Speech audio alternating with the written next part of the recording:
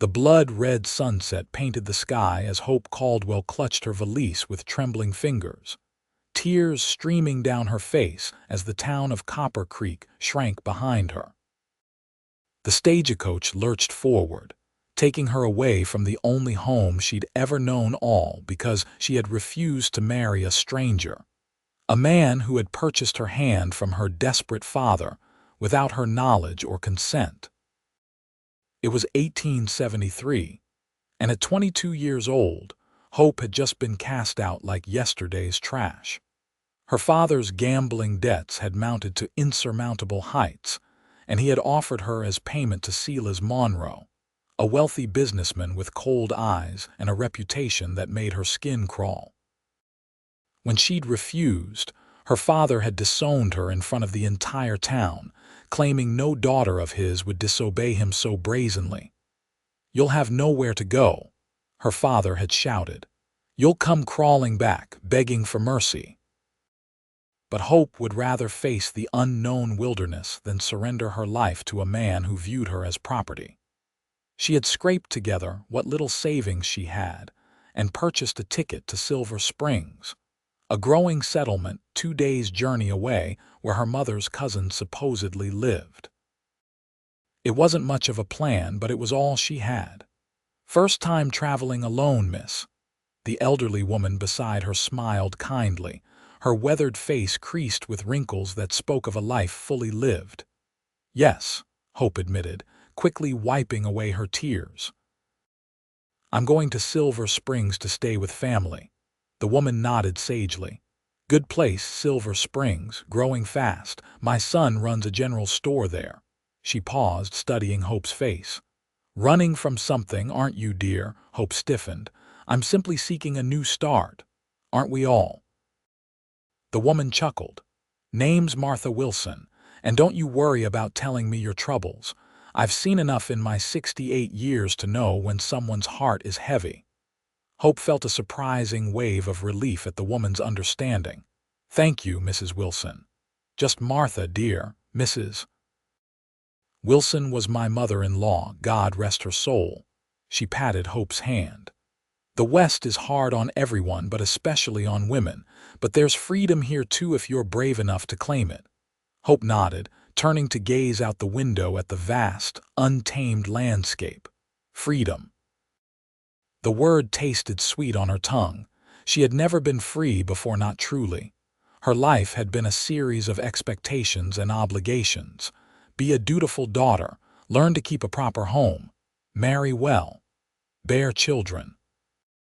She had never questioned this path until her father had tried to sell her like cattle. The stagecoach journey proved even more arduous than Hope had anticipated. The rough terrain jostled the passengers mercilessly, and dust seeped through every crack, coating their clothing and skin in a fine layer of grit. By nightfall, when they stopped at a way station, Hope's entire body ached. The way station was little more than a squat building with a stable attached. Inside, travelers crowded around rough-hewn tables, devouring bowls of stew that smelled better than they tasted. Hope ate sparingly, aware that her meager funds needed to last. "You should eat more," Martha admonished, pushing her half-finished bowl toward Hope. "I've had my fill." Hope hesitated. "I couldn't." "Nonsense. I'm an old woman. You need your strength more than I do." Gratefully, Hope accepted the additional food. As she ate, she became aware of eyes on her, a group of men at a nearby table watching her with unsettling interest. She kept her gaze fixed on her bowl. "Don't mind them," Martha whispered. "Just ignore them and they'll lose interest."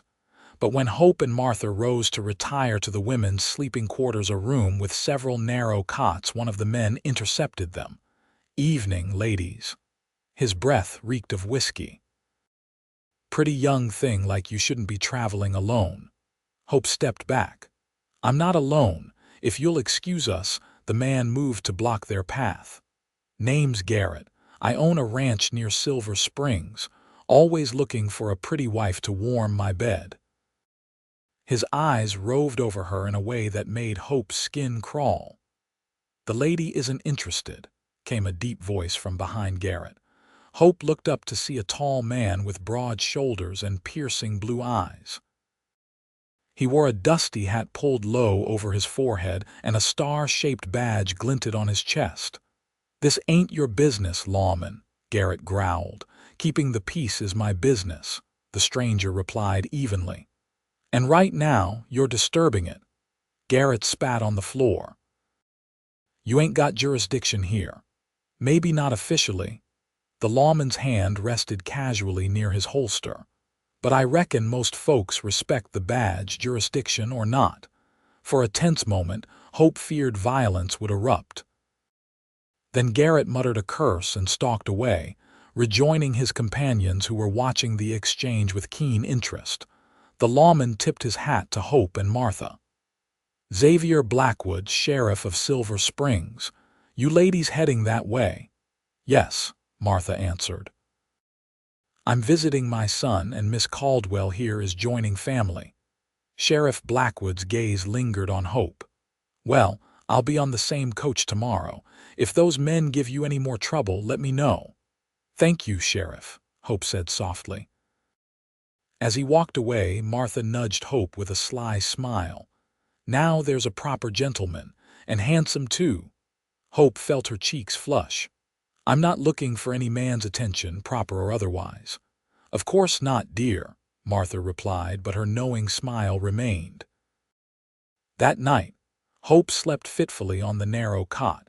Dreams of her father's angry face and Sela's Monroe's cold smile mingling with flashes of piercing blue eyes beneath a dusty hat brim.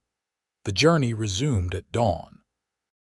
Hope noted with relief that Garrett and his companions had departed early, but with trepidation that Sheriff Blackwood sat opposite her in the stagecoach. Martha sat beside him, chatting amiably about her son's general store and her grandchildren. "And what brings you to Silver Springs, Miss Caldwell?" Sheriff Blackwood asked during a lull in Martha's conversation. Hope hesitated. "As Martha mentioned, I'm joining family there. My mother's cousin." "And who might that be?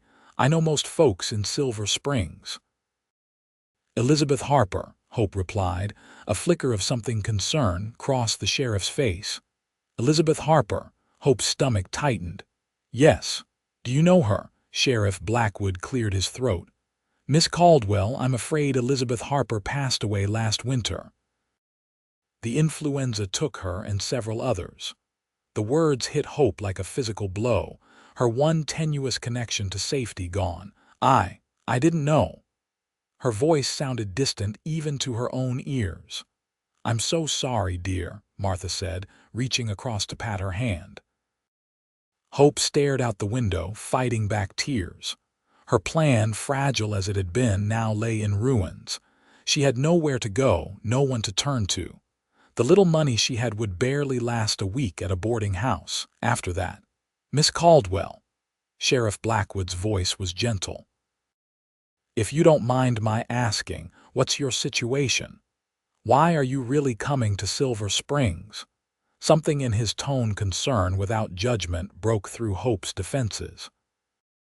The whole story poured out. Her father's gambling, his arrangement with Sela's Monroe, her refusal, and her subsequent disownment. When she finished, silence filled the coach.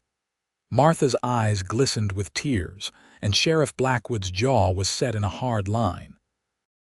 "Your father had no right," he said finally, his voice low and controlled. "No right at all." "That's the way of the world, isn't it?" Hope replied bitterly. "Men deciding women's fates."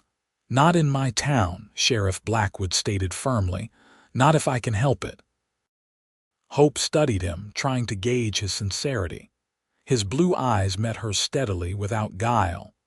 "I know people in Silver Springs," Martha interjected. "Good people who might help. My son's wife always needs help at the store, and there's boarding available at Mrs. Perkins' house, reasonable rates for a respectable young woman." Hope felt a flutter of hope. "I would be most grateful for any assistance." "Consider it done," Martha declared, as though the matter was settled. Sheriff Blackwood nodded. Silver Springs is a growing community. We need good people. People with courage. His gaze held Hope's for a moment longer than necessary. People like you, Miss Caldwell. For the first time since leaving Copper Creek, Hope felt a sense of possibility unfurling within her fragile but real. The stagecoach arrived in Silver Springs just before sunset the following day. After 2 days of travel, Hope was exhausted, dusty, and overwhelmed by the unfamiliar sights and sounds. Silver Springs was larger than Copper Creek, with a proper main street lined with businesses, a church steeple visible above the rooftops, and people hurrying in all directions. "Harold will be waiting for me," Martha said as the coach rolled to a stop. "I'll introduce you and we'll see about that position at the store, and I'll speak to Mrs. Perkins about a room." "I can't thank you enough," Hope replied, genuinely moved by the woman's kindness. "Think nothing of it," Martha waved her hand dismissively. "One day, you'll help someone else in need. That's how we survive out here." Sheriff Blackwood helped them down from the coach, his strong hands steadying Hope as her feet touched the ground. "I need to report to the office, but I'll check on you later at Mrs. Perkins if that's acceptable." Hope nodded, acutely aware of his hands on her waist. "Thank you, Sheriff." "Xavier," he corrected with a small smile. "When I'm not officially sheriffing, it's just Xavier." "Xavier," Hope repeated, and something passed between them, a current of understanding, perhaps, or something deeper that she wasn't ready to name. Martha's reunion with her son was joyful, and Harold Wilson proved as kind as his mother. His wife, Beatrice, was initially cautious about hiring Hope but softened when Martha explained her situation in hushed tones that Hope pretended not to hear. "We do need help," Beatrice admitted, "especially with the ledgers. Can you cipher, Miss Caldwell?" "Yes, quite well," Hope affirmed. "And I have experience helping in my father's business." She didn't mention that her father's business had been a saloon or that her help had been unwilling. "Come by tomorrow morning, then. We'll see how you do." Beatrice's tone was businesslike, but her eyes had warmed considerably. Mrs. Perkins' boarding house was a tidy 2-story building at the edge of town. The widow Perkins herself answered the door, a stout woman with sharp eyes that missed nothing and a no-nonsense demeanor that Hope immediately respected. "Martha Wilson vouches for you, and that's good enough for me, Mrs. Perkins declared after introductions were made. "Rules are simple. No men above the first floor, no coming in after 10, no liquor, no loud noises. Breakfast at 6, dinner at 6. You provide your own lunch. Bath day is Saturday. Laundry day is Monday. $2 a week, paid in advance." Hope handed over the money, wincing inwardly at how quickly her savings were diminishing but grateful for the clean, if small, room she was shown to on the second floor. "Get cleaned up," Mrs. Perkins instructed. "Dinner's in an hour. You look like you could use a good meal." Left alone, Hope finally allowed herself to cry quiet, controlled tears of relief, exhaustion, and lingering fear. She had found shelter and potential employment, but her situation remained precarious. If the job at the general store didn't work out, or if her father somehow tracked her down. A knock at her door startled her. She quickly wiped her tears and opened it to find Mrs. Perkins holding a basin of water, clean towels, and a bar of soap. "Thought you might want to freshen up before dinner," the older woman said, her eyes softening at the sight of Hope's tear-stained face. "This country's hard on all of us, especially at first, but you seem like you've got grit. You'll do fine." "Thank you," Hope whispered, touched by the unexpected kindness. After washing away the dust of travel and changing into her one clean dress, Hope felt somewhat renewed. Dinner at Mrs. Perkins' long table introduced her to the other boarders. 2 schoolteachers, an elderly bookkeeper, and a young widow with a toddler son. The conversation was polite, the food simple but filling, and for the first time in days, Hope felt something close to peace.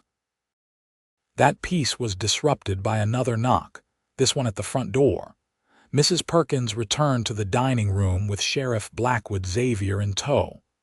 "Sheriff's here to see you, Miss Caldwell," Mrs. Perkins announced, giving Xavier a stern look. "You can use the parlor for 15 minutes. Door stays open." Xavier nodded respectfully. "Of course, Mrs. Perkins."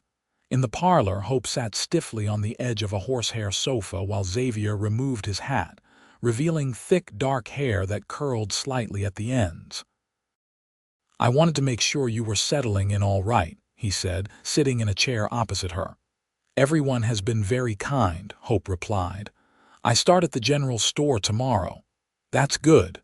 The Wilsons are good people." He hesitated. "Miss Caldwell, Hope, there's something else I should tell you." Hope tensed. "What is it?" "I received a telegram from the sheriff in Copper Creek this afternoon. There was an inquiry about you from a Mr. Silas Monroe." Hope's blood ran cold. "He's looking for me, already." Xavier nodded grimly. "It seems he considers your father's agreement binding and views you as his property. The Copper Creek sheriff wanted to know if you'd been seen here." "And what did you tell him?" Hope asked, her voice barely above a whisper. "Nothing yet," Xavier replied. "I wanted to speak with you first." Hope stood and paced the small parlor, her mind racing. "If they know I'm here, they'll come for me. My father will drag me back and force me to marry that man." "That won't happen," Xavier said, his voice firm with conviction. "Not in my town." Hope turned to look at him. "You don't understand. Silas Monroe is wealthy and powerful. He has connections, so do I," Xavier interrupted. "And more importantly, you have rights. Your father can't legally force you to marry anyone, regardless of what he promised." "The law doesn't always protect women," Hope said bitterly. "It does when I'm enforcing it," Xavier replied, standing to face her. "I won't lie to you, Hope. It won't be easy, but you're not alone anymore." Those words, "you're not alone," pierced something deep inside her. For so long she had been fighting her battles alone, even within her own family. "Why would you help me?" she asked. "You barely know me." Xavier was quiet for a moment. "My sister was forced into a marriage she didn't want.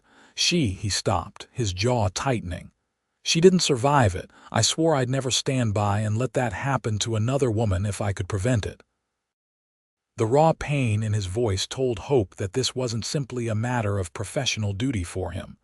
This was personal. "I'm sorry about your sister," she said softly. He nodded once, accepting her condolence. "I'll reply to the telegram saying you haven't been seen here. That will buy us some time to figure out a more permanent solution. Thank you." The words seemed inadequate for what he was offering, but they were all she had. "Get some rest," Xavier advised, placing his hat back on his head. "Tomorrow, start building your new life. That's the best defense, becoming so established here that no one can easily uproot you." As he turned to leave, Hope called after him. "Sheriff Xavier, will you let me know if you hear anything more?" He looked back, his blue eyes intense. "I'll protect you, Hope. That's a promise." After he left, Hope returned to the dining room where Mrs. Perkins was clearing dishes with help from the young widow. "Everything all right?" Mrs. Perkins asked, her tone casual but her eyes sharp. "Yes," Hope replied, beginning to help with the dishes. "The sheriff was just checking that I was settling in," Mrs. Perkins harumphed. "Xavier Blackwood's a good man, but if he's got his eye on you, be careful. Man's got shadows in his past." "We all have shadows," the young widow said quietly. "Doesn't mean we can't find light again." Hope considered this as she worked alongside the women, finding unexpected comfort in the domestic routine. By the time she retired to her room, exhaustion claimed her immediately, and she slept dreamlessly for the first time in weeks. The next morning, Hope reported to Wilson's General Store promptly at 7. Beatrice Wilson set her to organizing the stockroom first, a task that kept Hope hidden from customers, but allowed her to familiarize herself with the store's inventory. By midday, Beatrice had moved her to the ledgers, nodding with approval at Hope's neat handwriting and quick calculations. "You have a good head for numbers," Beatrice commented, watching Hope balance the previous day's accounts. "My father insisted I learn," Hope replied. "He said it would make me a useful wife," Beatrice snorted. "Useful to yourself, more like. A woman who understands money is a woman who can't easily be controlled." Hope looked up in surprise. It wasn't a perspective she had heard before. "Harold and I are partners," Beatrice continued. "In the store and in life, that's how it should be." "My parents weren't like that," Hope said softly. "My father made all the decisions. My mother simply endured." Beatrice's expression softened. "Your mother's cousin Elizabeth Harper, she was different. Came out here on her own after her husband died back east, built a life for herself, never remarried despite plenty of offers." She studied Hope thoughtfully. "You remind me of her, same determined chin." The comparison to her mother's cousin, a woman she had never met but who had independently built a life in this frontier town, warmed Hope unexpectedly. "I wish I could have known her," Hope said. "You would have liked each other," Beatrice affirmed. "And she would have been proud to see you standing up for yourself the way you have." The afternoon brought a steady stream of customers to the store, and Hope was called upon to help serve them. Most were polite, if curious about the new face in town. A few of the men lingered longer than necessary, their interest obvious but mostly respectful. Near closing time, the bell above the door jingled, and Hope looked up to see Xavier entering the store. He wasn't wearing his badge or gun belt, and in simple shirt sleeves and vest, he looked younger, less formidable. "Evening, Beatrice," he greeted, then nodded to Hope. "Miss Caldwell, how was your first day?" "Busy," Hope replied with a small smile. "But good." "Xavier Blackwood, are you here to actually purchase something or just to loiter?" Beatrice teased. "I need coffee and ammunition," Xavier replied good-naturedly. "And maybe some of that peppermint candy Harold keeps behind the counter." While Beatrice gathered his items, Xavier moved closer to Hope, lowering his voice. "Any chance you could take a walk with me after you finish here? There are some things we should discuss." Hope glanced at Beatrice, who was pretending not to listen. "Mrs. Perkins is quite strict about her boarder's activities." "I've already spoken with her," Xavier assured her. "She's agreed to allow a short walk before dinner, provided we stay on Main Street where people can see us." The thought of being seen publicly, with the sheriff potentially fueling gossip, made Hope hesitate. But the need to know more about Silas Monroe's inquiries outweighed her concerns about appearances. "Very well," she agreed. "I finish at 5. At precisely 5 o'clock, Hope found Xavier waiting outside the store. The evening was pleasant, with a gentle breeze carrying the scent of sage and distant rain.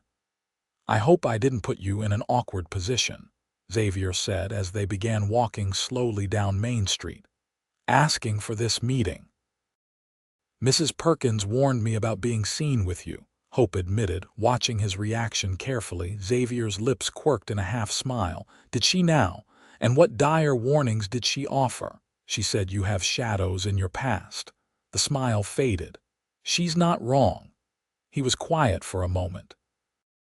"I've made mistakes, lost people I cared about, failed to protect them when they needed me most." "Your sister," Hope guessed. He nodded. "Among others." They walked in silence for a few moments, Hope waiting for him to continue at his own pace. "There's been another telegram," Xavier finally said. "Monroe is offering a reward for information on your whereabouts. $500. Hope gasped. "That's an enormous sum." "It is," Xavier agreed grimly. "Which means word will spread fast and someone will eventually talk." Silver Springs is a good town with good people, but $500 is tempting. What do I do? Hope asked, fear crawling up her spine. I can't run again. I barely have any money left. Xavier stopped walking and turned to face her. I have a proposition. It's unconventional and you have every right to refuse, but it might be the most effective solution. Hope steeled herself. What is it? Marry me. Hope stared at him, certain she had misheard. I beg your pardon, a marriage of convenience, Xavier clarified quickly. As my wife, you would have the protection of my name and position. Your father and Monroe would have no claim on you. We would present it as a whirlwind courtship, love at first sight when you arrived on the stagecoach. Hope backed away a step. You're proposing to replace one unwanted marriage with another. No, Xavier said firmly. This would be entirely different. There would be no expectations. You would have your own room in my house. You could continue working at the store if you wish. And when enough time has passed that Monroe has given up his pursuit, we could quietly annul the marriage. Hope's mind raced. The proposal was shocking, inappropriate, and yet potentially the most practical solution to her predicament. Why would you do this? She asked. Why risk your reputation, your position? Xavier's blue eyes held her steadily. Because it's the right thing to do. Because no one protected my sister. And because, he stopped, seeming to struggle with his words. Because from the moment I saw you on that stagecoach, something told me you were important, that our paths crossing wasn't coincidence. Hope's heart fluttered strangely at his words. That's rather fanciful for a lawman. A genuine smile curved his lips. Even lawmen have moments of fancy, Miss Caldwell. Hope looked away, considering. Marriage to Xavier would indeed offer protection that she desperately needed. And unlike Sela's Monroe, Xavier had already demonstrated respect for her autonomy. I would need time to consider, she said finally. Of course, Xavier replied, but not too much time. News travels fast out here. They resumed walking, the silence between them charged with unspoken thoughts. When they reached Mrs. Perkins' boarding house, Xavier stopped at the gate. Whatever you decide, I'll respect it, he said. But know that I meant what I said about protecting you. One way or another, I'll keep my promise. Hope nodded, strangely moved by his sincerity. Thank you for the walk, Sheriff, and for your unusual proposition. He tipped his hat with a small smile. Sleep well, Miss Caldwell. That night, Hope lay awake in her narrow bed, turning Xavier's proposal over in her mind. Marriage, even one of convenience, was no small matter. And yet, the alternatives seemed increasingly limited. If Monroe was offering such a substantial reward, it was only a matter of time before someone in Silver Springs betrayed her location. A marriage of convenience. The concept wasn't unheard of on the frontier, where practical considerations often outweighed romantic notions. But could she trust Xavier Blackwood? She barely knew him. His sister's fate had clearly marked him deeply, but what other shadows lurked in his past? And what of her own heart, so recently bruised by betrayal and abandonment? Sleep eluded her as questions circled endlessly in her mind. By dawn, she was no closer to a decision, but she had resolved to learn more about Xavier Blackwood before giving him an answer. The opportunity came sooner than expected.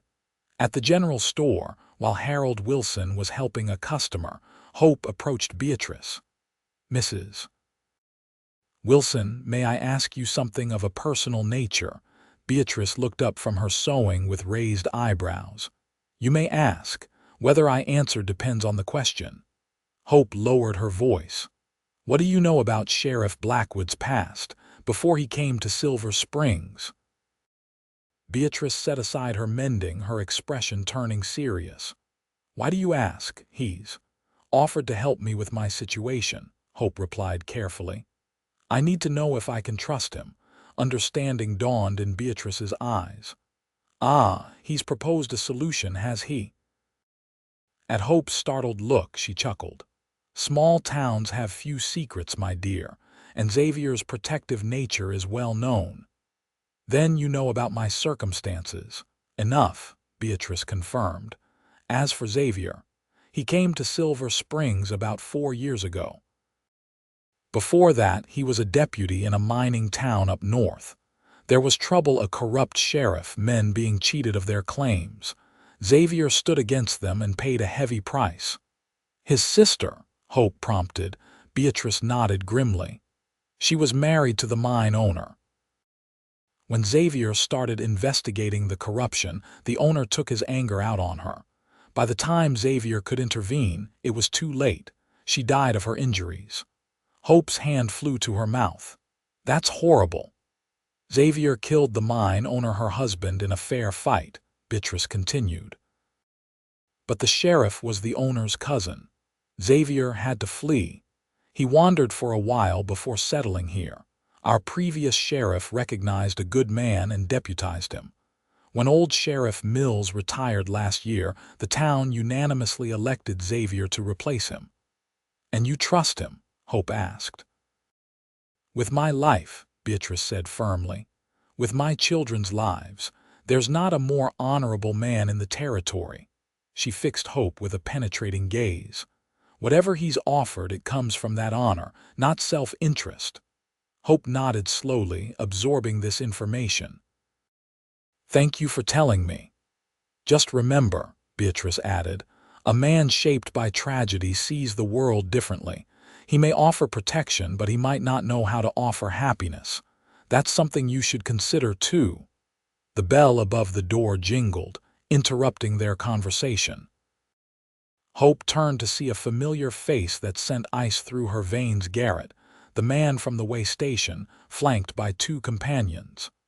Well, look who's here, Garrett drawled, his eyes fixing on Hope with unnerving intensity. The pretty little thing from the stagecoach. Harold Wilson stepped forward. Can I help you, gentlemen? Just passing through, one of Garrett's companions replied. Heard there might be work at the sawmill. And we need supplies, Garrett added, his gaze never leaving Hope. Coffee, tobacco, ammunition. His lips curved in an unpleasant smile. Information. Hope busied herself with rearranging items on a shelf, her back to the men, but she could feel Garrett's eyes boring into her. What kind of information? Harold asked, his tone carefully neutral. Looking for a young woman, Garrett replied. Runaway from Copper Creek. Name of Hope Caldwell. Wealthy gentleman's offering a substantial reward for her safe return. The store fell silent. Hope's hands trembled as she continued pretending to work, keeping her face averted. Haven't seen anyone by that description, Harold said firmly. Now about those supplies. As Harold distracted the men with business, Beatrice sidled up to Hope. Go to the storeroom, she whispered. Stay there until they leave. Hope slipped away, her heart pounding. Through the partially open storeroom door, she watched as Garrett and his companions made their purchases, all the while asking casual questions about new arrivals in town. Harold and Beatrice maintained their ignorance convincingly, but Hope saw how Garrett's eyes kept scanning the store, as if searching for something or someone hidden from view. Finally, the men left. Beatrice immediately locked the door behind them and pulled down the shade. They're looking for you, she said unnecessarily. Hope emerged from the storeroom, her legs weak with fear. How did they find me so quickly? $500 buys a lot of searching, Harold remarked grimly. And Garrett Thomas is known for tracking down bounties. He's not officially a bounty hunter, but he's done the work before. We need to get word to Xavier, Beatrice decided. Harold, can you go? Before Harold could respond, a sharp rap came at the door. Beatrice cautiously lifted the shade to peek out, then immediately unlocked the door to admit Xavier. I saw them, he said without preamble, his eyes finding Hope. Are you all right? She nodded, relieved at his presence despite her lingering uncertainty about his proposal. "They don't know for certain that I'm here. At least, I don't think they do." "They suspect," Xavier countered. "Garrett Thomas doesn't waste time on wild goose chases. They'll be watching the store and Mrs. Perkins' boarding house." He turned to Harold and Beatrice. "I need to get Hope somewhere safe until we can figure this out." "She can stay with us," Beatrice offered immediately. "We have the spare room since Mother Wilson moved to her own place." Xavier shook his head. "That's the second place they'll look. I need somewhere less obvious." He paused, then continued reluctantly. "My cabin outside town would be best. It's isolated, and no one would think to look for her there since everyone knows I live above the jail." "Alone with you?" Beatrice looked scandalized. "Xavier, her reputation will be irreparably damaged regardless if Monroe gets his hands on her," Xavier finished firmly. "This isn't about propriety, B. It's about keeping her safe."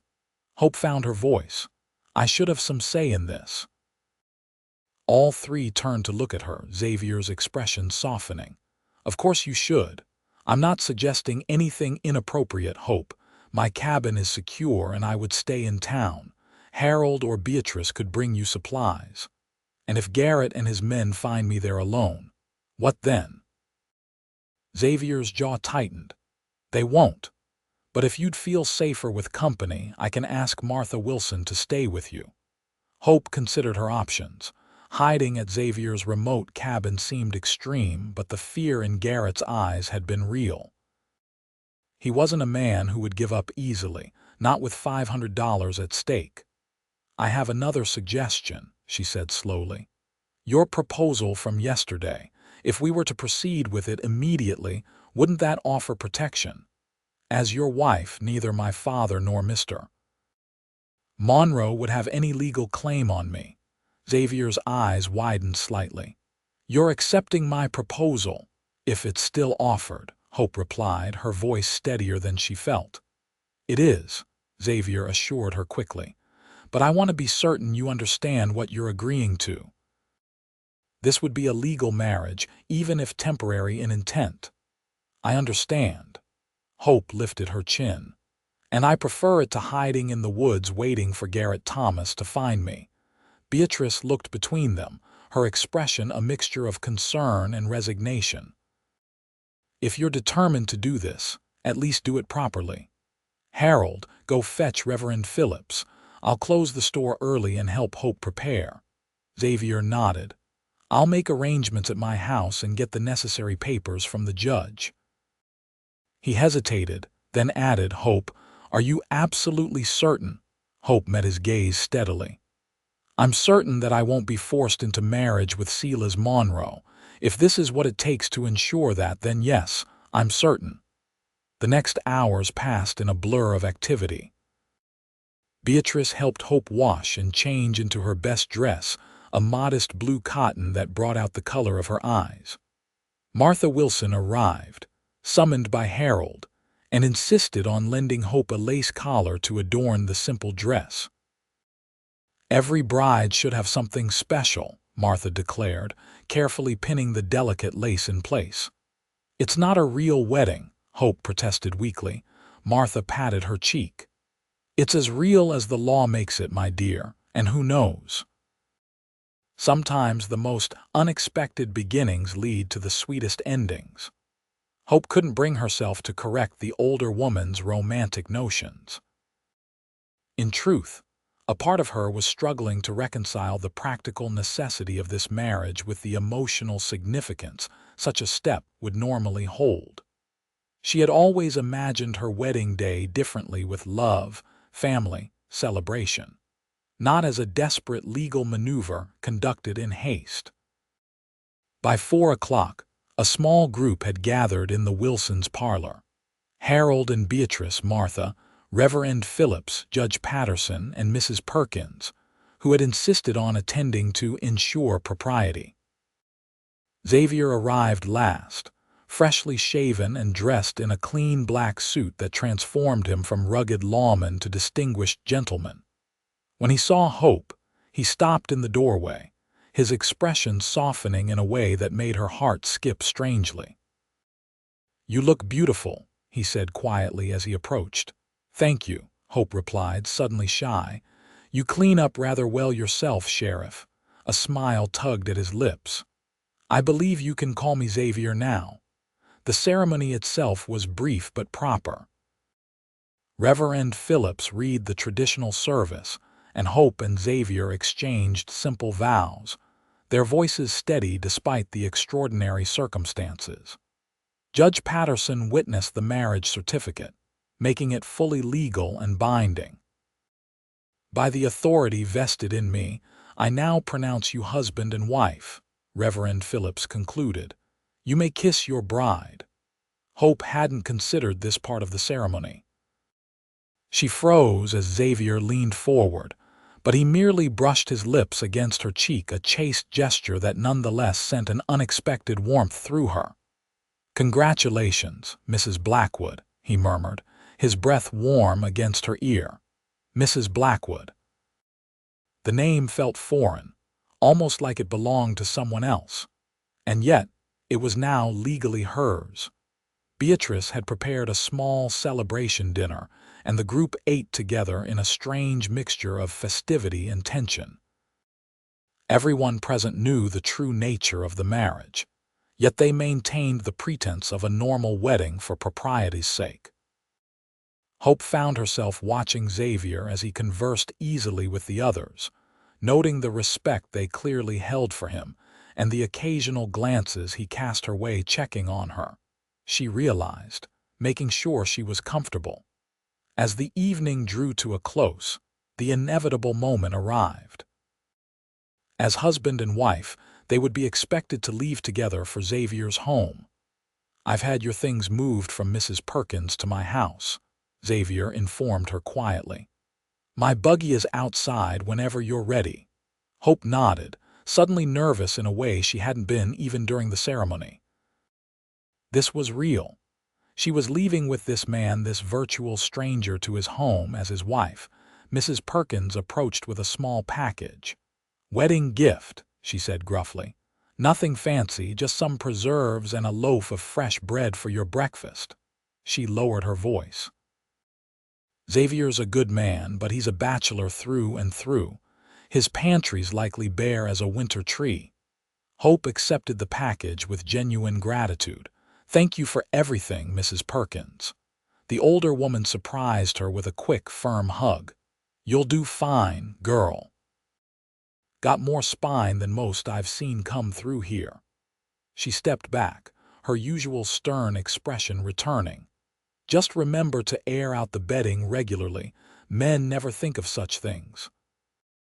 Hope's cheeks flamed at the domestic intimacy implied, though she knew the marriage wasn't to include such arrangements. Goodbyes were said, well wishes offered, and soon Hope found herself seated beside Xavier in his buggy, heading away from town as the last light of day faded. "Are you cold?" Xavier asked, noticing her slight shiver.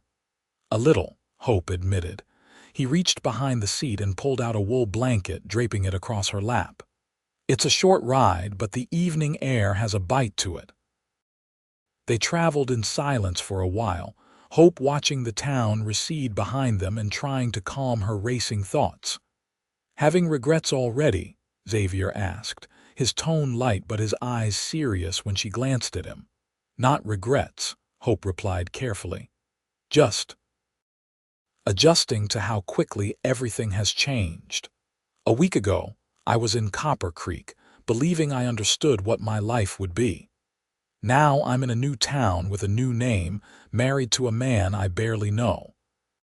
For what it's worth, I meant what I said about respecting your independence," Xavier assured her. "This arrangement is for your protection, nothing more." Hope nodded, oddly disappointed by his matter-of-fact tone. "And when Silas Monroe gives up his pursuit, what then?" Xavier kept his eyes on the road. "Then, as I promised, we can seek an annulment. You'll be free to build whatever life you choose." Freedom. There was that word again, so tantalizing and yet so elusive. Would she ever truly be free or simply exchanging one form of dependence for another? Xavier's house came into view, a modest but well-built structure set back from the road, with a small barn beside it and a vegetable garden visible in the fading light. It wasn't what Hope had expected for the town sheriff, being neither imposing nor especially convenient to his office. "It's not much," Xavier said as he helped her down from the buggy, "but it's solid and private." "It's lovely," Hope replied honestly. The house had a welcoming quality that immediately put her at ease, a feeling that intensified when Xavier opened the door to reveal a clean, simply furnished interior. A lamp had been lit in anticipation of their arrival, casting a warm glow over the main room. A stone fireplace dominated one wall, with a rocking chair and small sofa arranged before it. A dining table and chairs occupied one corner, and a kitchen area with a cookstove filled another. 2 doors led off the main room bedrooms, Hope presumed. "Your room is this one," Xavier said, opening the door to the right. "I had Martha bring some of her daughter's things for you, night clothes, and such, until we can get your own belongings properly settled." Hope peered into the room.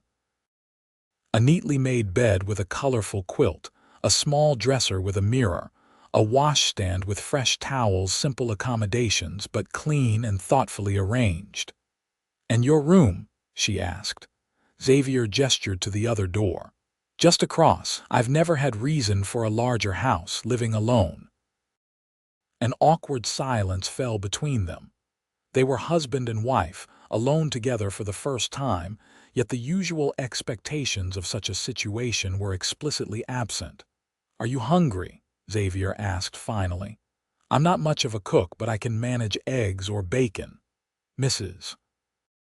Perkins sent bread and preserves," Hope replied, holding up the package. "Perhaps some tea to go with it." They worked side by side in the small kitchen area, Xavier heating water for tea while Hope sliced bread. The domestic simplicity of the task eased some of the tension between them. As they sat at the table eating their simple meal, Xavier asked, "Will you continue working at the general store?" Hope considered. "I'd like to, if that's acceptable. I enjoy the work and Beatrice has been kind." "Of course it's acceptable," Xavier replied. "Your life is your own, Hope." "I meant that. But as your wife, people will have certain expectations," Hope pointed out. "They'll talk if I behave too independently." Xavier shrugged. "People always talk. What matters is what's right for you." He paused, then added more seriously, "However, there is the matter of Garrett Thomas and his companions. They're still in town and they're still looking for you." Hope tensed. "You think they know about our marriage?" "They will by morning," Xavier said grimly. "News travels fast here. The question is whether they'll accept it as legitimate or see through our arrangement." "It is legitimate," Hope insisted. "The judge signed the certificate."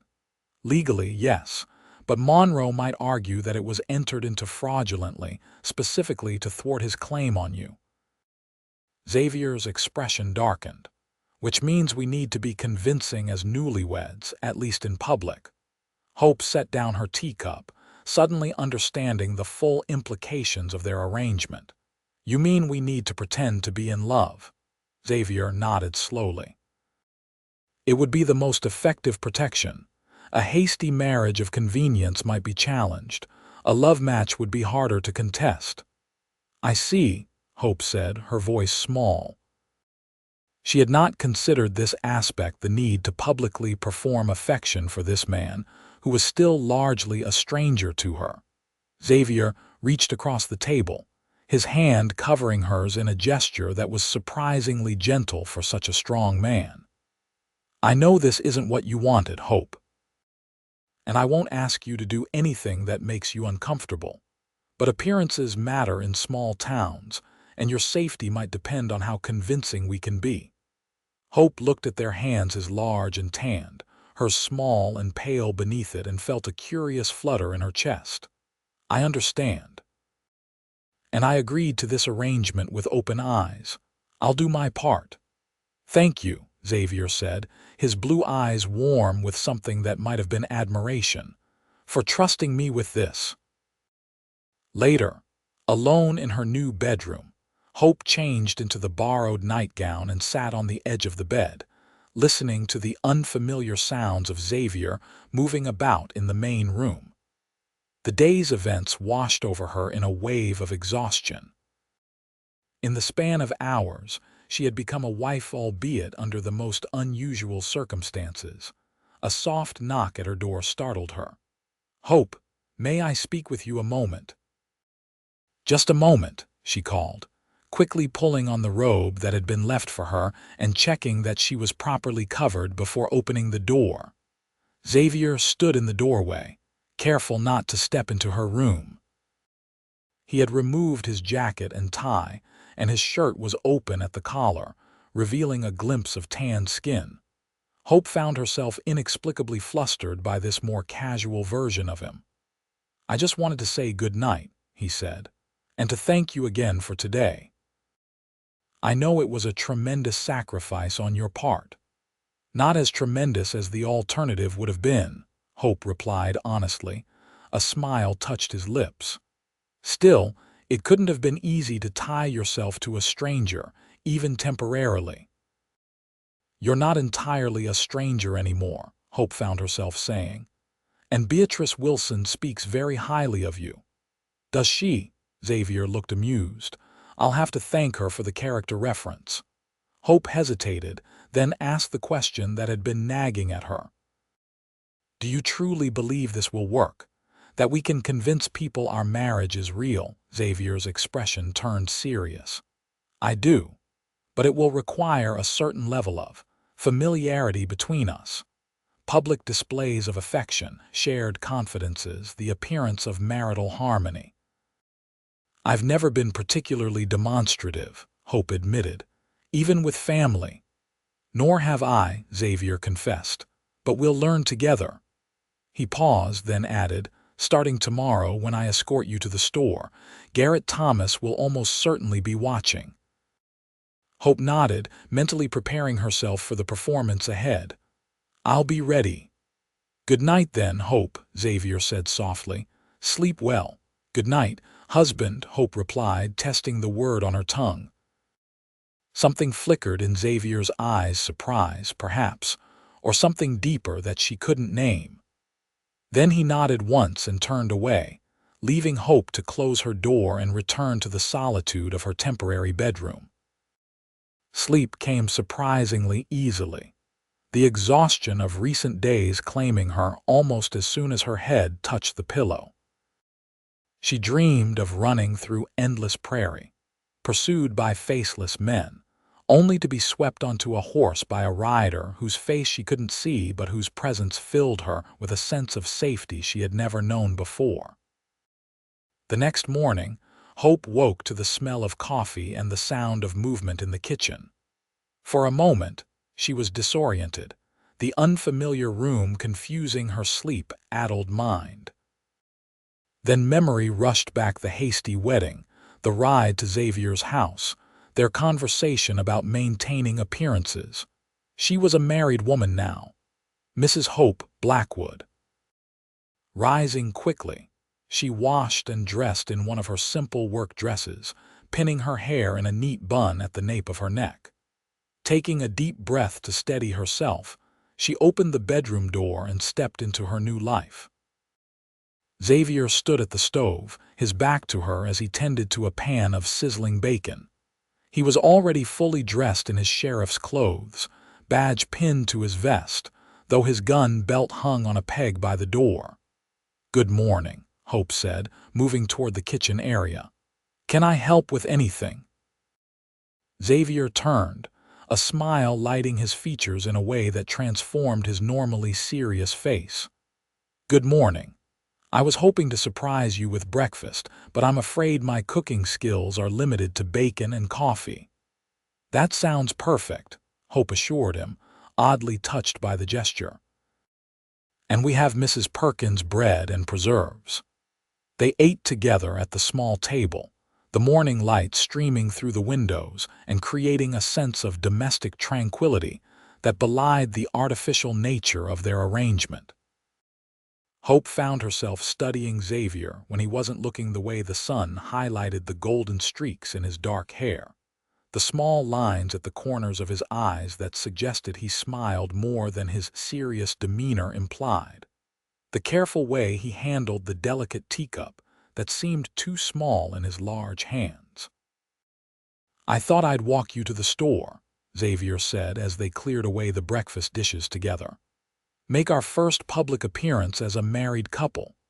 Hope nodded, anxiety fluttering in her stomach at the thought of facing the town's scrutiny. "Do you think Garrett Thomas will confront us directly?" "It's possible," Xavier admitted, "but not likely in broad daylight with witnesses around. He prefers to operate in shadows."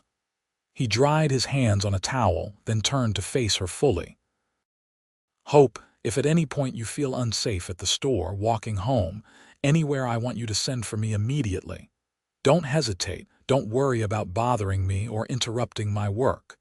Your safety is my priority." The intensity in his blue eyes made Hope's breath catch. "I will," she promised. Xavier nodded, satisfied. "Good. Now shall we face the town together, Mrs. Blackwood?" He offered his arm, and Hope took it, noticing how naturally her hand seemed to fit in the crook of his elbow. As they stepped outside into the bright morning sunlight, Hope was acutely aware that their performance was beginning, that, from this moment on, they would be presenting themselves to the world as a loving couple rather than two strangers bound by a pragmatic arrangement. The walk to town gave Hope time to adjust to this new reality. Xavier kept the conversation light, pointing out landmarks and sharing small anecdotes about the town and its inhabitants. By the time they reached Main Street, Hope was smiling genuinely at his dry humor and unexpected insights into the community she was now part of. They drew curious glances as they passed news of their sudden marriage had clearly spread overnight. Some townspeople called out congratulations, while others whispered behind their hands. Hope held her head high, determined not to show any sign that might betray the unusual circumstances of their union. Near the general store, Xavier suddenly stiffened, his hand covering hers where it rested on his arm.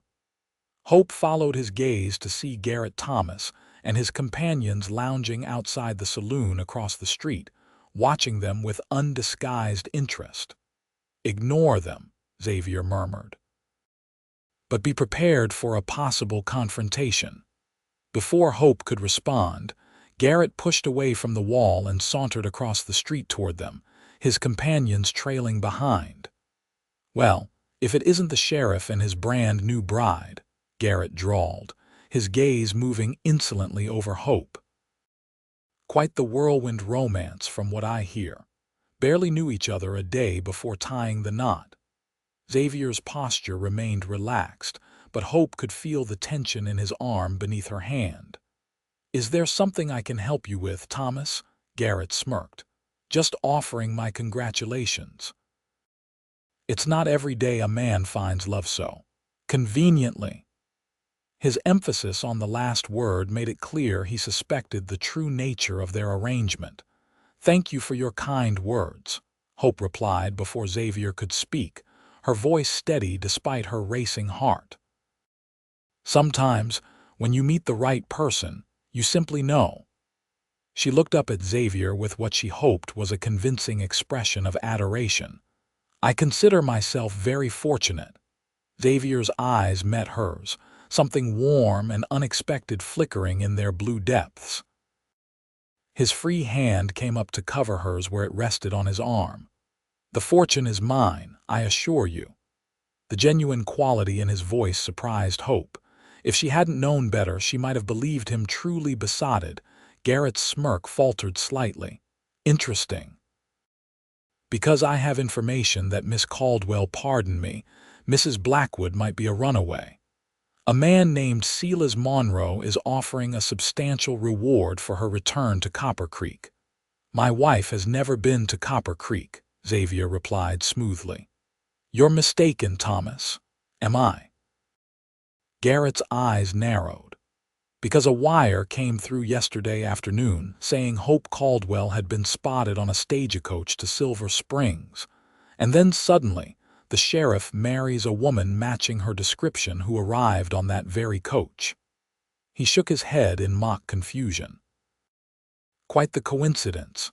Hope's heart pounded painfully against her ribs, but she forced her expression to remain calm. I'm afraid I don't know what you're talking about, Mr. Thomas. My name is Hope Blackwood, and before that, it was Hope Williams. The lie came surprisingly easily to her lips. I came to Silver Springs to visit my mother's cousin, met Sheriff Blackwood, and the rest, as they say, is history. A touching story, Garrett replied, clearly unconvinced. But Monroe's offering $500 for the return of his bride-to-be. That's a powerful incentive for the truth to come out.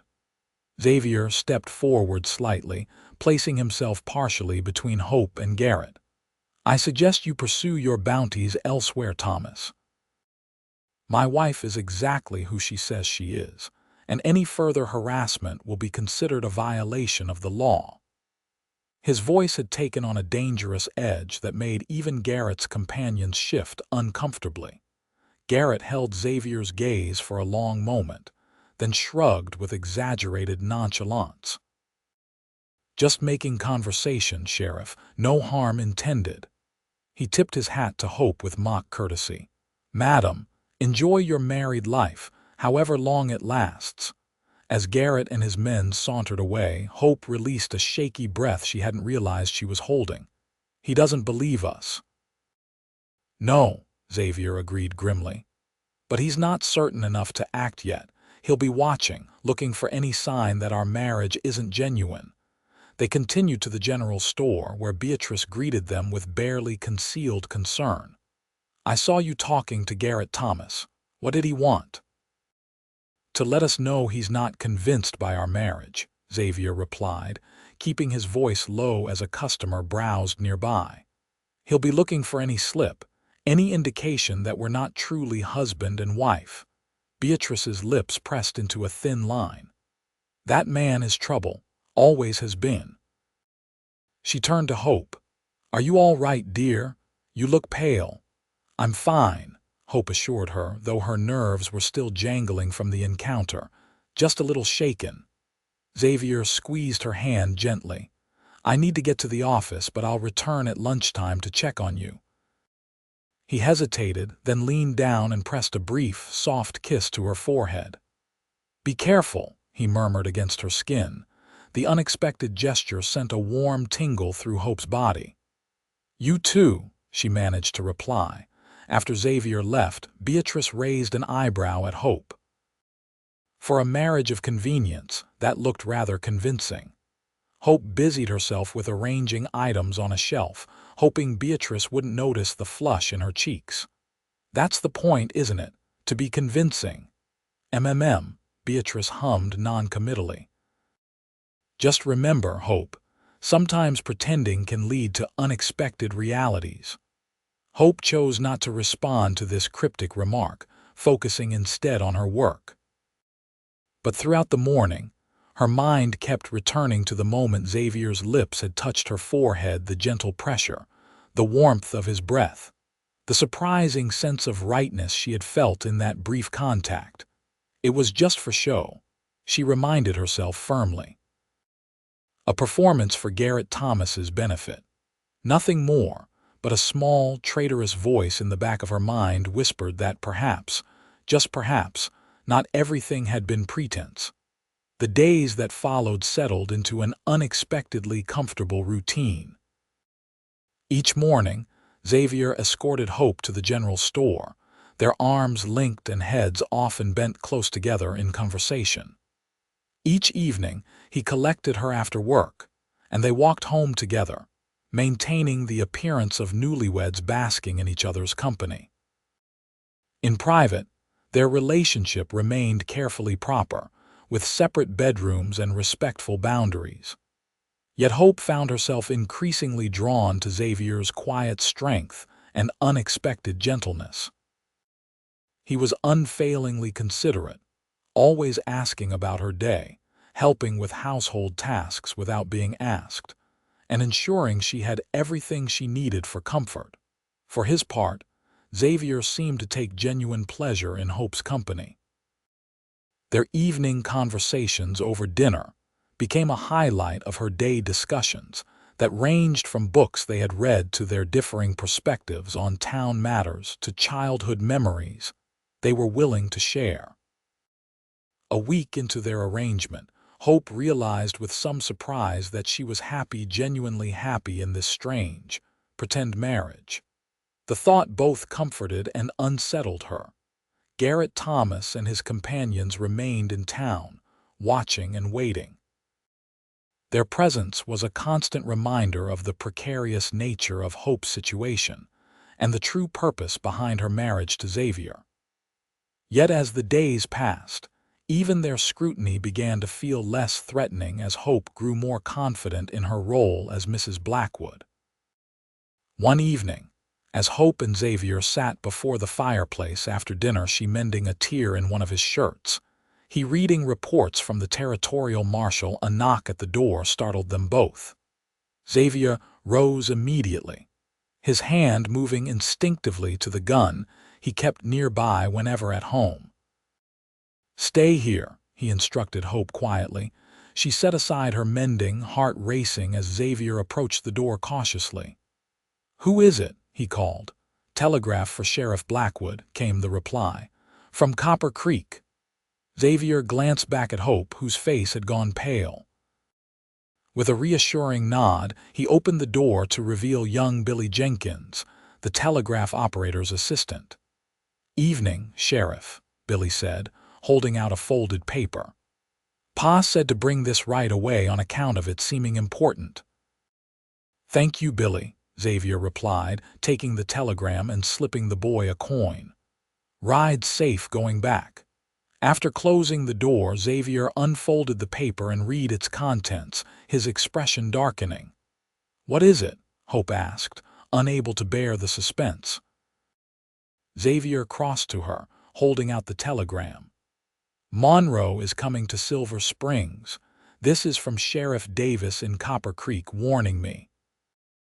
Hope's hands trembled as she read the brief message. Silas Monroe departed Copper Creek stop heading to Silver Springs with 3 men. Stop claims legal right to Hope Caldwell. Stop advise caution. Stop Davis. He's coming himself, Hope whispered, fear crawling up her spine. With men. Armed men, most likely. Xavier took the telegram from her and tossed it into the fire, watching as the paper curled and blackened. "Let him come," he said, his voice hard with determination. "You're my wife now, legally and properly. He has no claim on you."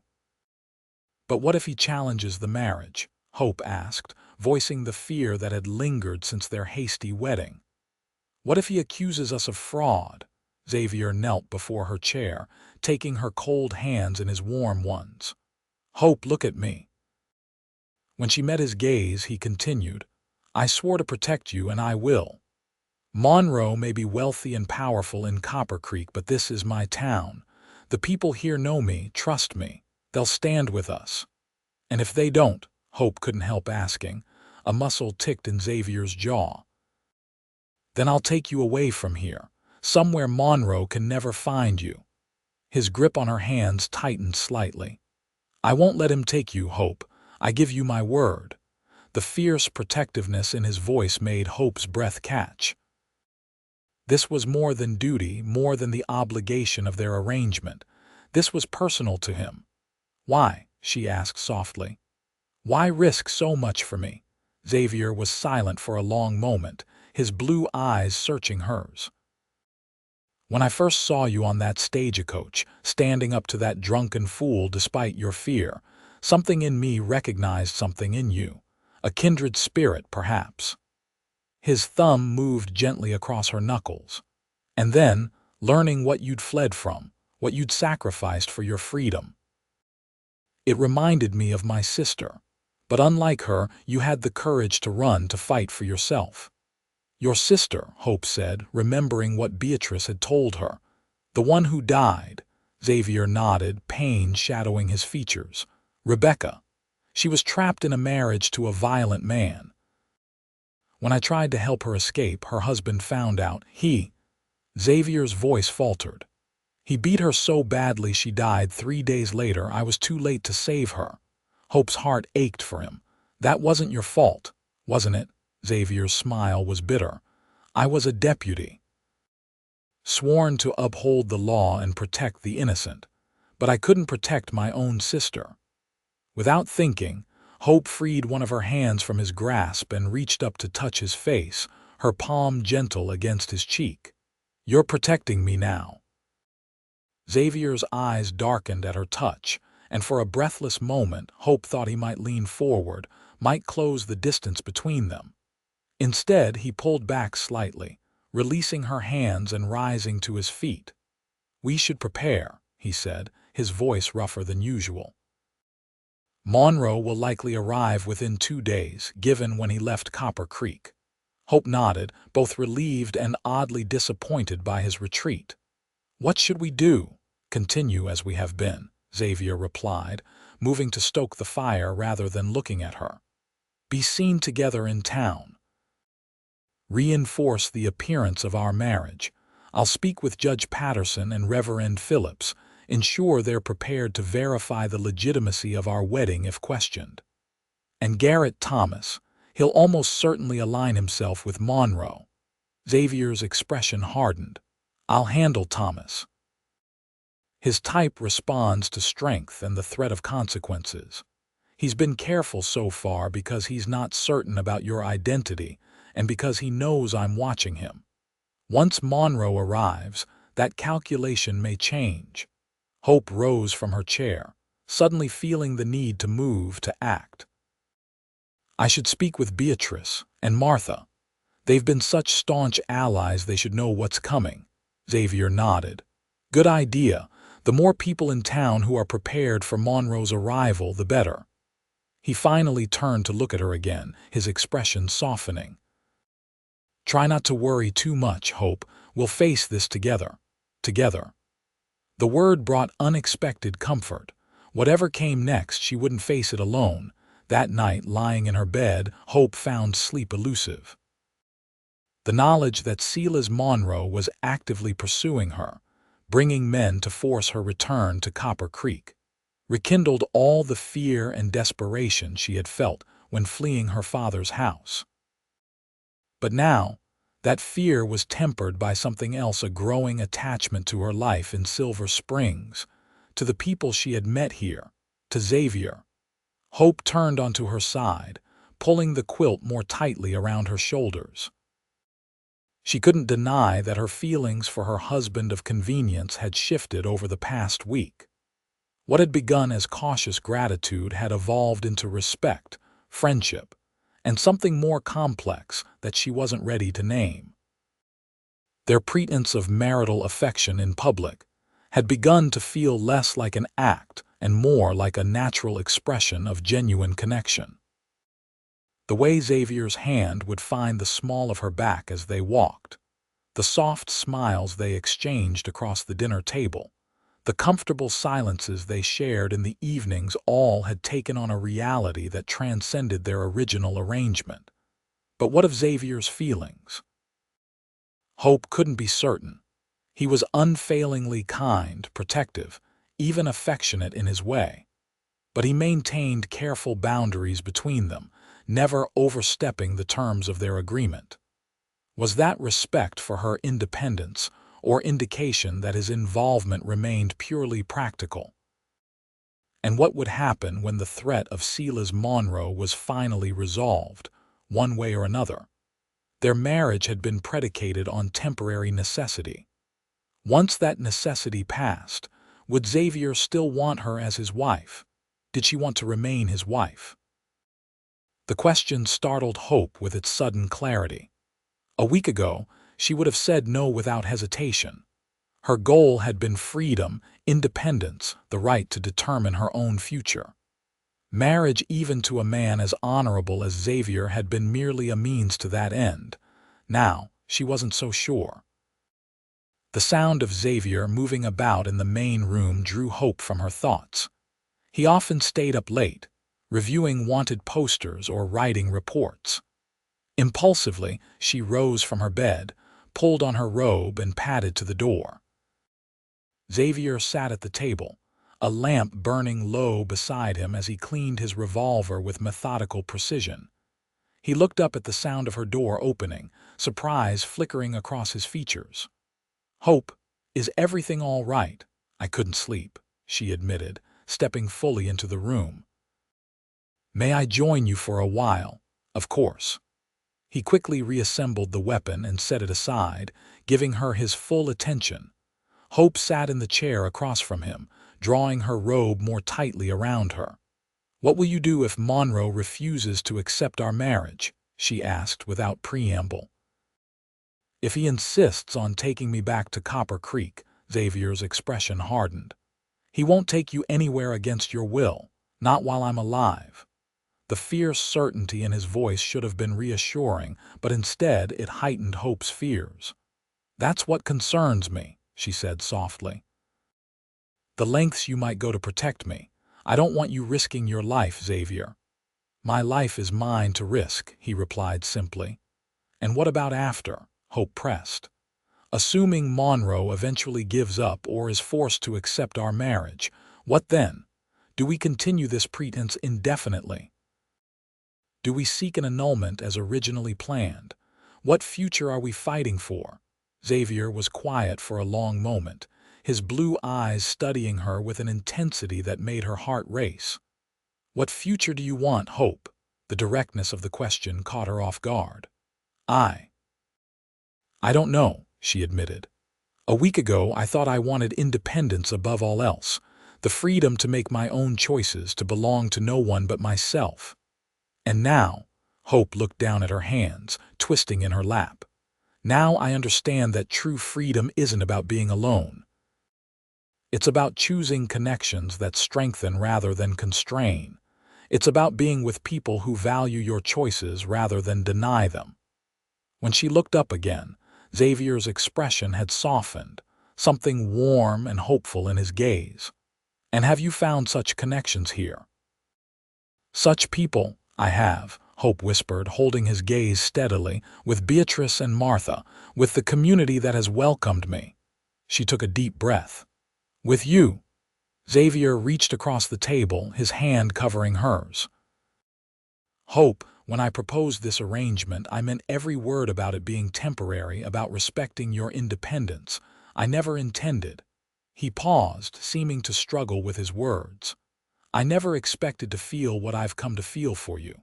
Hope's heart stuttered. "And what is that?" "Admiration," Xavier said softly. "Respect. A desire to see you happy, whether that's with me or not." His hand tightened slightly on hers. "I've come to care for you, Hope, more than I should, perhaps, given the circumstances." The simple honesty of his confession moved her deeply. "I've come to care for you too," she replied, her voice barely above a whisper. "And that frightens me almost as much as Silas Monroe's pursuit." "Why?" "Because caring means vulnerability. It means having something to lose." Hope turned her hand beneath his, their palms meeting, fingers intertwining. "I've already lost so much." Xavier's thumb traced gentle patterns on her skin. "I can't promise that nothing will ever hurt you again, Hope. But I can promise that as long as you want me by your side, I'll do everything in my power to protect what we build together." What we build together. The phrase hung in the air between them, full of possibility. "Are you suggesting that our marriage become real?" Hope asked, needing clarity despite the vulnerability of the question. Xavier met her gaze steadily. "I'm suggesting that perhaps it already is becoming real in the ways that truly matter, not because of a certificate or a ceremony, but because of what's growing between us." He paused, then added carefully, "But I would never presume to make that decision for you. Whatever you want our future to be, I'll respect it.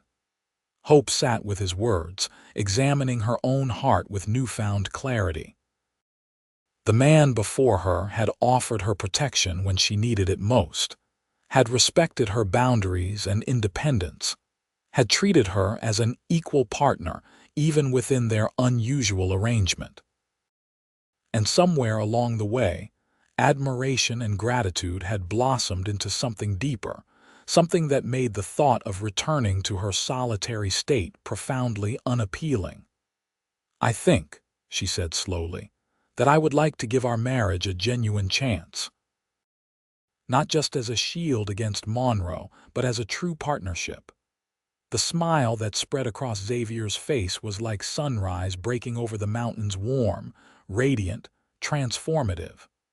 "I would like that very much," he said, his voice rough with emotion. Acting on impulse, Hope rose from her chair and moved around the table. Xavier turned to face her, still seated, his expression a mixture of hope and uncertainty. Slowly, giving him every opportunity to pull away, Hope leaned down and pressed her lips to his in a gentle, questioning kiss. For a heartbeat, Xavier remained still. Then his hands came up to cradle her face with exquisite tenderness as he returned her kiss, not with passion or demand, but with a reverence that made Hope's heart swell. When they parted, Xavier rested his forehead against hers, his breath warm against her lips. "Are you certain?" he asked softly. "I'm certain that I want to try," Hope replied honestly. "I can't promise I won't be afraid sometimes or uncertain. But I know that what I feel for you is real and worth exploring." Xavier brushed a strand of hair from her face, his touch sending a pleasant shiver through her. "Then we'll explore it together, at whatever pace feels right to you." A comfortable silence fell between them, the connection of the moment too precious to disrupt with unnecessary words. Finally, reluctantly, Hope stepped back. "I should return to my room," she said. "It's late." Xavier nodded, though his eyes betrayed his reluctance to see her go. "Sleep well, Hope." "You too," she replied, and on impulse, she leaned down to place one more soft kiss on his lips before retreating to her bedroom. As she lay in bed, her lips still tingling from their kisses, Hope felt a strange mixture of vulnerability and strength. Whatever came with Monroe's arrival, she would face it with Xavier beside her, not just as her protector, but as her partner. The thought brought a peace that eventually carried her into sleep. The next morning carried a new awareness between them, shy smiles over breakfast, lingering glances, hands that found excuses to touch in small, innocent ways. They didn't speak directly of the previous night's revelations, but the shift in their relationship was palpable, a quiet joy humming beneath their usual morning routine. As they walked to town, Xavier's arm wrapped more securely around Hope's waist than was strictly necessary for their public performance. "I spoke with Judge Patterson last night," he said. "He's prepared to verify our marriage if Monroe challenges it. And I've asked some of the men I trust to keep an eye out for strangers arriving in town." Hope nodded, grateful for his thoroughness but determined not to let fear overshadow this new happiness between them. "Beatrice mentioned that the autumn festival is this weekend. Will we attend?" Xavier smiled down at her. "I'd be honored to escort my wife to her first Silver Springs festival. It's quite the occasion: dancing, food, games for the children. The whole town participates." "I've never been to a proper festival," Hope admitted. In Copper Creek, such gatherings were often just excuses for the men to drink while the women watched the children. "You'll find Silver Springs different," Xavier promised. "It's a true community celebration." And he broke off suddenly, his body tensing beside her. Hope followed his gaze to see Garrett Thomas exiting the telegraph office, a satisfied smirk on his face. When he spotted them, he touched his hat in mock salute. "Sheriff." "Mrs. Blackwood," Beautiful morning, isn't it, Thomas? Xavier acknowledged coolly. Business at the telegraph office. Garrett's smirk widened. Just sending word to an associate about a lucrative opportunity. His gaze shifted to Hope. Quite lucrative, in fact.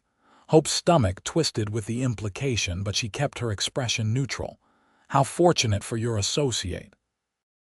Oh, I think we'll all find it fortunate in the end, Garrett replied, his tone making the words sound like a threat. Well, almost all of us. With another mocking tip of his hat, he sauntered away. He's contacted Monroe directly, Xavier said grimly once Garrett was out of earshot. Confirming our location. Hope took a steadying breath. Then Monroe will arrive soon. Yes, perhaps as early as tomorrow. Xavier's arm tightened protectively around her waist. I won't let him near you, Hope. I know. She placed her hand over his where it rested at her waist. But please be careful, Xavier. Monroe is not a man who accepts defeat gracefully. The remainder of their walk to the general store was subdued, the pleasant mood of earlier replaced by vigilant tension. When they arrived, Beatrice took one look at their faces and ushered them into the storeroom for privacy. What's happened? She demanded. Xavier quickly explained about Garrett's telegram and the likelihood of Monroe's imminent arrival. Beatrice's expression grew increasingly concerned. I don't like this, Xavier, she said frankly. Monroe sounds like a dangerous man, and with Garrett Thomas helping him. She shook her head. Maybe you should take Hope away for a while, until this blows over. And look like we're running, Xavier replied. That would only confirm their suspicions about our marriage. Better suspicious than dead, Beatrice retorted. Hope placed a hand on Xavier's arm. Perhaps Beatrice is right. We could go to the next county just until— No, Xavier interrupted firmly. Running won't solve this. Monroe would only follow, and I won't be driven from my home, my town, by a man who thinks he can buy and sell people. His expression softened as he looked at Hope. But if you want to leave, I'll understand. I could arrange for a trusted deputy from the next county to escort you somewhere safe. The thought of separation from Xavier sent a sharp pang through Hope's heart. No, she said with certainty. My place is here, with you. Whatever comes, we face it together. The look Xavier gave her then was so full of pride and tenderness that Hope felt it like a physical warmth spreading through her chest. Beatrice glanced between them, her eyebrows rising slightly. Well, she said with the hint of a smile, it seems your marriage of convenience has become somewhat more convenient. Hope felt heat rise to her cheeks, but Xavier merely smiled, his hand finding Hope's and squeezing gently. Let's just say we've found that we suit each other rather well. I'm glad, Beatrice said sincerely, but it doesn't change the fact that Monroe and his men are coming.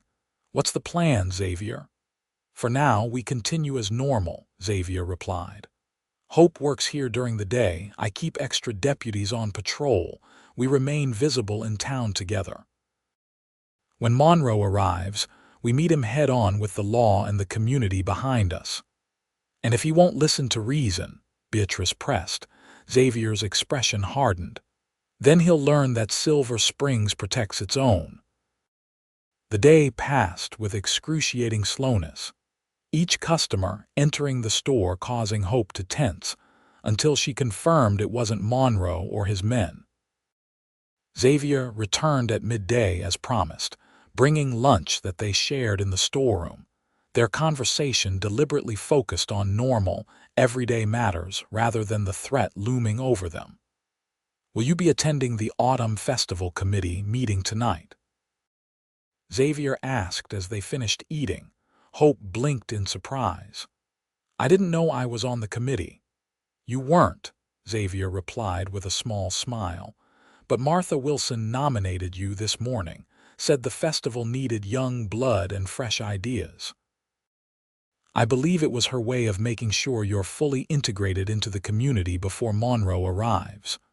Hope felt a rush of gratitude for Martha's thoughtfulness. "Then yes, I'll attend. What time?" "7 o'clock at the church. I'll escort you there after dinner." The committee meeting proved to be exactly what Hope needed: a few hours of normalcy, focusing on flower arrangements and food preparations, rather than the danger heading toward Silver Springs. The other committee members, all women of various ages, welcomed her warmly, asking her opinion and assigning her responsibilities, as though she had always been part of their community. By the time Xavier collected her after the meeting, Hope felt more determined than ever to protect this new life she was building. Silver Springs wasn't just a hiding place anymore, it was becoming home. "Did you enjoy the meeting?" Xavier asked as they walked home through the quiet evening streets. "Very much," Hope replied. "Everyone was so kind. Mrs. Peterson even insisted I use her special recipe for apple preserves for the festival dessert table." Xavier chuckled. "High praise indeed. Mrs. Peterson guards her recipes more carefully than I guard prisoners." Hope laughed, the sound lifting some of the day's tension. "I'm beginning to understand why you love this town so much. The people here, they look out for each other." "They do," Xavier agreed, his voice warm with affection for his community. "It's what drew me here after I lost Rebecca. I needed a place where people still cared about each other, where doing the right thing mattered." Hope slipped her arm through his, leaning slightly against his solid warmth as they walked. "Thank you for bringing me into this world. Whatever happens with Monroe, I'm grateful for the time I've had here. With you." Xavier stopped walking, turning to face her in the pool of light from a nearby street lamp. His expression was so intense, so full of emotion that Hope's breath caught in her throat. "Nothing is going to happen to you," he said fiercely. "Or to us. I swear it."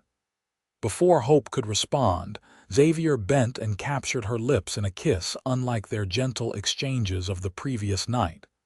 This kiss held passion, determination, and a depth of feeling that made Hope's knees weaken. Her hands found their way to his shoulders, steadying herself as she returned the kiss with equal fervor. When they finally parted, both breathing heavily, Xavier rested his forehead against hers. "I'm sorry," he murmured. "I shouldn't have." "Don't apologize," Hope interrupted softly. "Not for that. Never for that." The walk home took longer than usual, their pace slowed by frequent stops for kisses and whispered conversations that had nothing to do with Silas Monroe or the dangers ahead. By the time they reached Xavier's house, their house Hope felt a curious mixture of apprehension about the coming confrontation and absolute certainty about her feelings for Xavier. That night, for the first time since their wedding, Hope fell asleep with Xavier beside her, fully clothed atop the covers of her bed, holding her hand as they talked late into the night, sharing stories and hopes and fears, until exhaustion claimed them both. It was innocent, proper even, and yet profoundly intimate in a way that changed everything between them. Morning came with golden light streaming through the curtains and the sound of horses approaching. Xavier was already up, standing at the window with his gun belt buckled around his waist. "They're here," he said grimly as Hope sat up, instantly alert. "Monroe and 3 men plus Garrett Thomas leading them." Hope rose quickly, moving to stand beside him at the window. In the distance, she could see 5 riders approaching along the road from town. Her heart hammered in her chest, but she forced her voice to remain steady. "What do we do?" Xavier turned to her, his blue eyes fierce with determination. "We face them together, as husband and wife."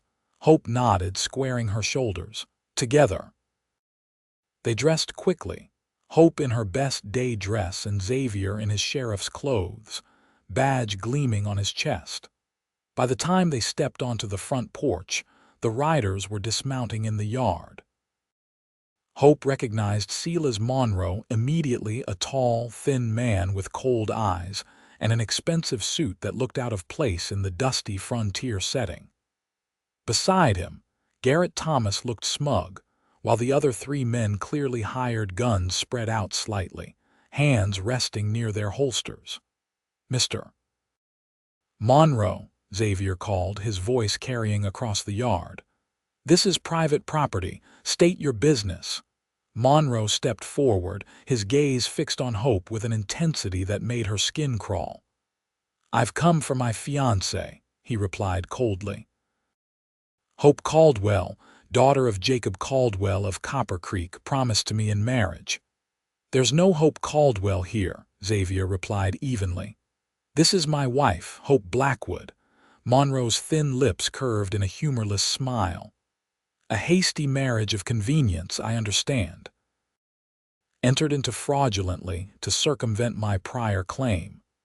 He produced a paper from his coat pocket.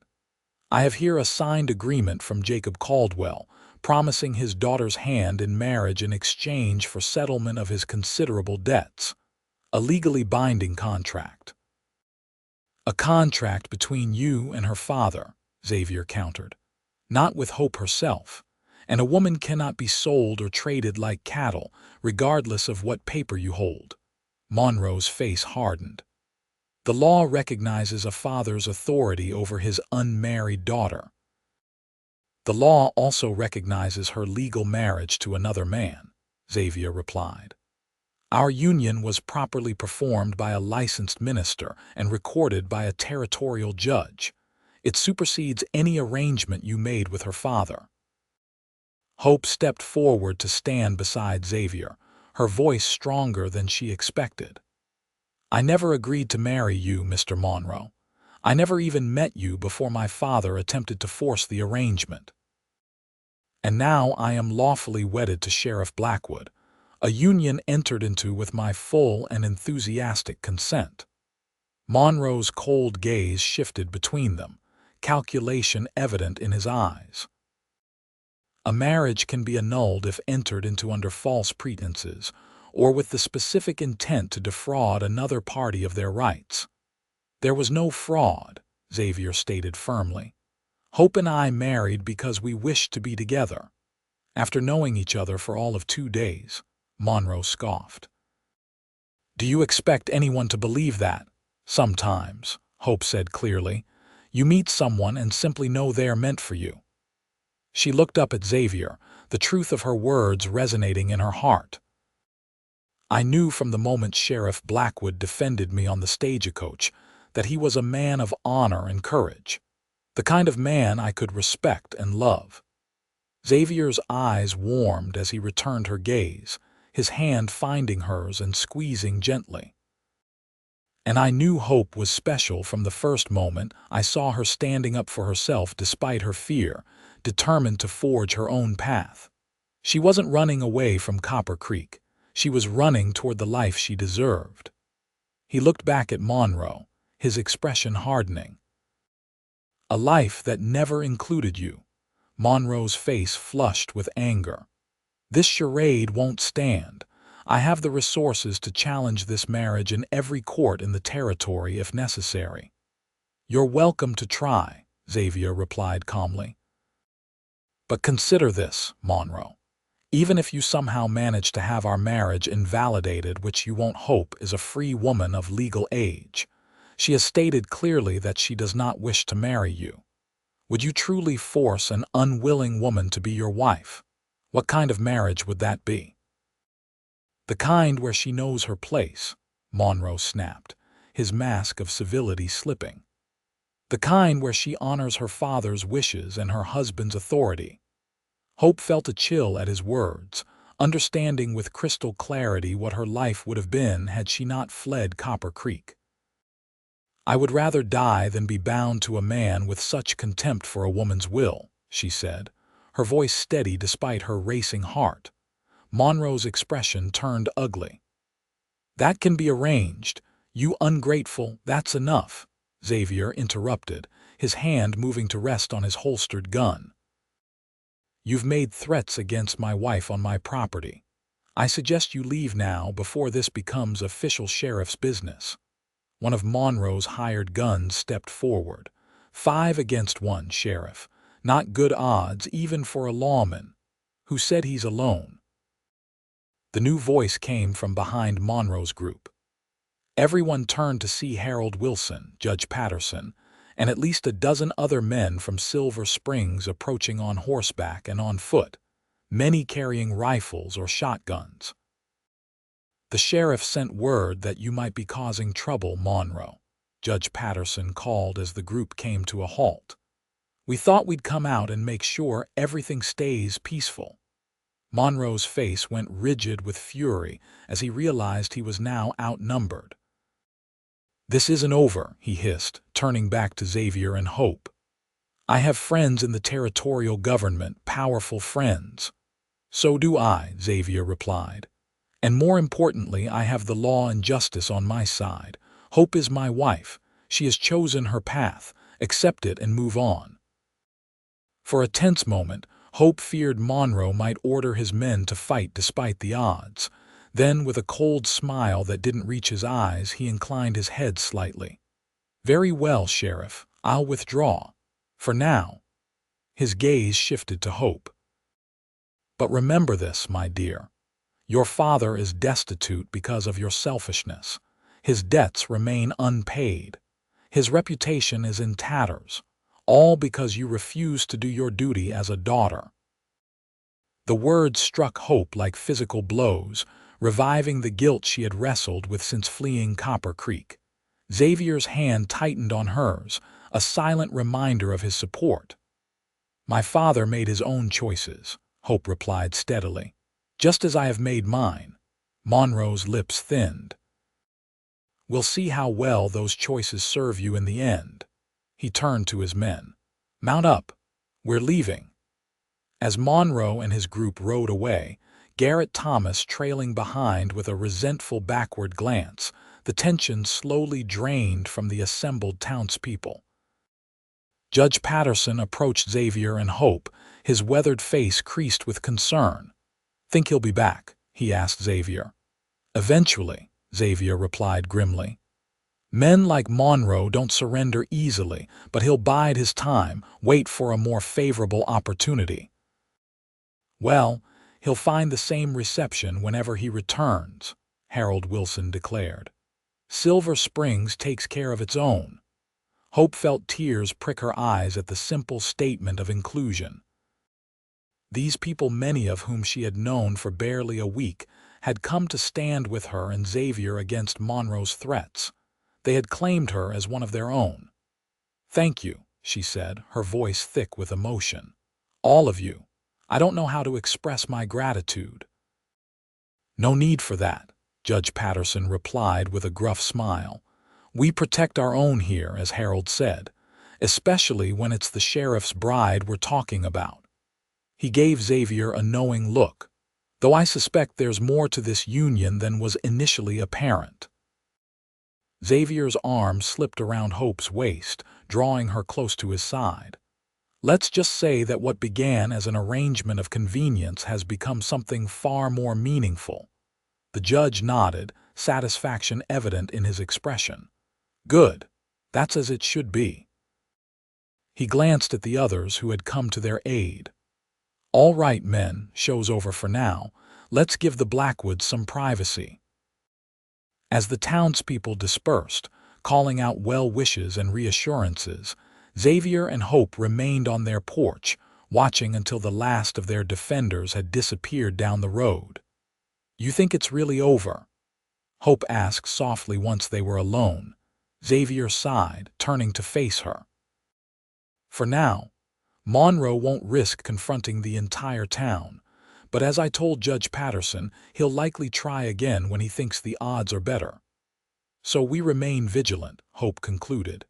"Yes, but we also live our lives," Xavier replied, his hands coming up to frame her face gently. "We don't let the threat of Monroe control us or define us." Hope leaned into his touch, drawing strength from his steady presence. "You were magnificent," she said, "standing up to him, defending our marriage." "Our marriage," Xavier repeated, a smile warming his features.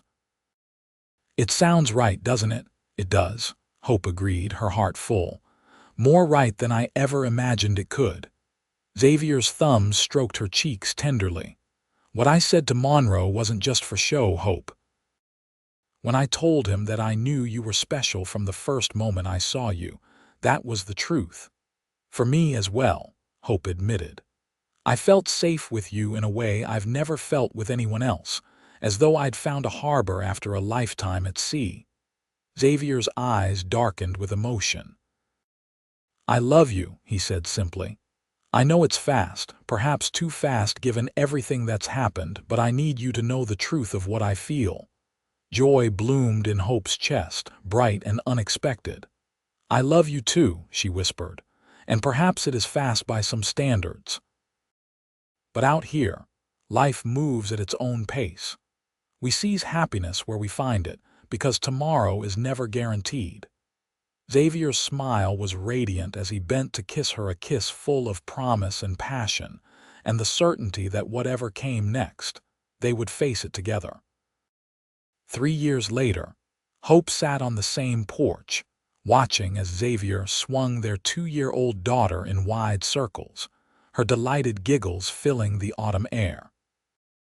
Beside Hope, Martha Wilson rocked contentedly, her knitting needles clicking as she worked on a blanket for the new baby that would arrive in the spring. "He's a natural father," Martha observed, nodding toward Xavier. "Who would have thought the serious sheriff had such a gift with children?" Hope smiled, one hand resting on her slightly rounded belly. "He surprises me every day, even now." So much had changed since that confrontation with Silas Monroe. True to Xavier's prediction, Monroe had made one more attempt to challenge their marriage, filing a petition with the territorial court 6 months after his first visit. But by then, Hope and Xavier's union was so evidently genuine that the judge had dismissed the case without hesitation. A year later, news had reached them that Monroe had finally found another bride, a wealthy widow from back east, who had quickly come to regret her choice. Hope had said a silent prayer for the woman, hoping she would find the courage to seek her own freedom. As for Hope's father, he had written once, a bitter letter full of recrimination that had left Hope in tears. Xavier had offered to respond on her behalf, but Hope had chosen to write her own reply, compassionate but firm, forgiving him for his failures but making it clear that she had found happiness in her new life. There had been no further communication, and Hope had made her peace with that loss. "Mama." "Watch me," little Rebecca called, her dark curls bouncing as Xavier tossed her gently into the air. "I see you, sweetheart," Hope called back, her heart so full it almost hurt. "Be careful with her, Xavier. She's getting too big for such games." Xavier grinned, settling their daughter on his shoulders. "Nonsense. She'll never be too big for her papa to toss around." But he complied, walking toward the porch with Rebecca perched securely above him. "Martha's been telling me about the plans for this year's autumn festival," Hope said as they approached. "Apparently, the committee wants you to judge the pie contest again." Xavier groaned good-naturedly. "Last year, I had 3 different women not speaking to me for a month because I chose Mrs. Peterson's apple pie over theirs." "That's because you have excellent taste," Martha declared, though Hope's cherry pie might give Sarah Peterson a run for her money this year. "I'm not entering," Hope said quickly. "I'll help organize, but no competing." "It wouldn't be fair, considering I'm married to the judge." Xavier leaned down to kiss her cheek, Rebecca still balanced on his shoulders. "Wise decision, my love. I'd hate to have to choose between marital harmony and honest judging." As the conversation continued, flowing easily between topics, Hope found herself marveling at the life they had built together. What had begun as a desperate arrangement had blossomed into a love deeper and richer than she had ever imagined possible. Their home had become a true haven not just for her, but for the community, with frequent visitors and gatherings that filled the rooms with laughter and warmth. Xavier caught her gaze, reading her thoughts as he so often did. "Happy?" he asked softly. "Completely," Hope replied, meaning it with every fiber of her being. Later that evening, after Rebecca had been tucked into bed with stories and kisses, Hope and Xavier sat together on the porch swing, watching as the first stars appeared in the darkening sky. His arm was around her shoulders, her head resting against his chest, their hands intertwined over the gentle swell of their second child. "You ever think about how we started?" Hope asked, her voice quiet in the peaceful evening. "How close we came to never having this?" Xavier's hand squeezed hers gently. "Sometimes, it reminds me not to take any of it for granted." He pressed a kiss to the top of her head. "But I also believe that some things are meant to be, that we would have found each other somehow, even if the circumstances had been different." Hope smiled, remembering the words he had spoken to her on that fateful day when Monroe had first come to claim her. "Because I was already meant for you, and I for you," Xavier replied softly, "from the very beginning." As they sat together in the gathering darkness, surrounded by the life they had created from the most unlikely of beginnings, Hope knew with absolute certainty that he was right. Their paths had crossed at precisely the moment they both needed salvation, she from a future of subjugation, he from a past of regret and solitude. What had begun as mutual protection had transformed into something far more profound, a love that had healed them both and continued to grow stronger with each passing day. "I love you, Xavier Blackwood," Hope whispered, turning her face up to his.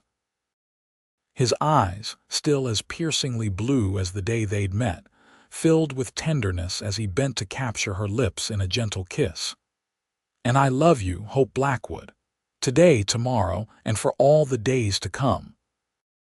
In the quiet of the evening, with the promise of their future growing beneath her heart and the solid strength of his love surrounding her, Hope knew she had found not just safety or freedom, but her true home. The journey had been unexpected, fraught with danger and uncertainty, but it had led her exactly where she was meant to be, in the arms of a man who had claimed her not as a possession, but as a beloved equal, a cherished partner in all things. She had been cast out for refusing a stranger, only to find that the greatest love of her life had been waiting to tell her she was already meant for him. And in that love, she had found not just protection, but the deepest fulfillment of her heart's desire.